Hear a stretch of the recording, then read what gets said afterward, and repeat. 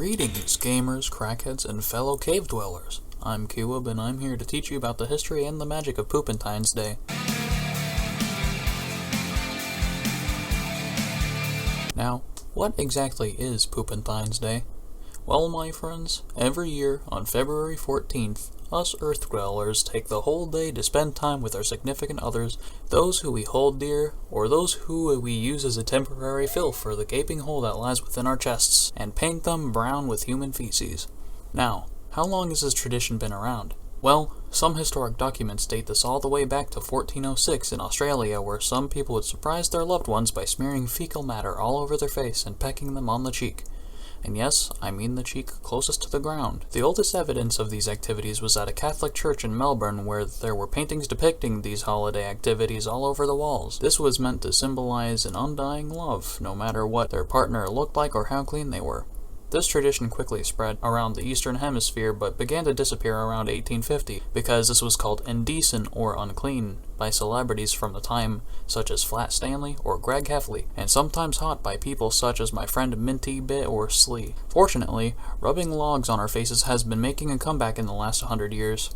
In 1905, Australian Prime Minister Bob Duncan proposed the registration of the holiday during a rally in order to get citizens in touch with their ancestors.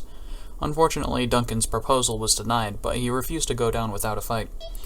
For the last 3 years of his time in office, he pushed for the registration of this holiday. His efforts proved to be unsuccessful for a time, but the tradition had gained traction through unofficial channels. For 12 years, even after he was out of office, Duncan fought for national recognition of this holiday. Sadly, on February 30th, 1920, he had passed away in a vehicle accident caused by a truck that hadn't had its blinker fluid replaced.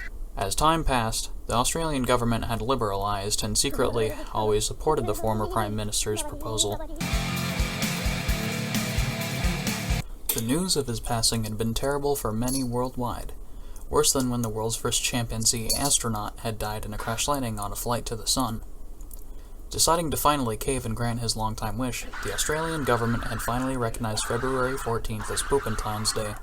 Similar to its first time gaining popularity, other nations started to recognize and celebrate this holiday as well, such as Canada, the US, Norway, Britain, and even Wakanda. Eventually, the whole world would once again join hands to celebrate this day, to spray their brown cologne on their partner and eat some of the forbidden chocolate. So for 101 years, we have celebrated being loved and giving love by finger painting ourselves with our fecal matter until we look like the peanut butter baby. This long-lasting tradition will hopefully last long enough that extraterrestrial life will have a single glance at our planet and either say, "There's nothing we can do, they've already surpassed us," or weep as they see what they once created had become.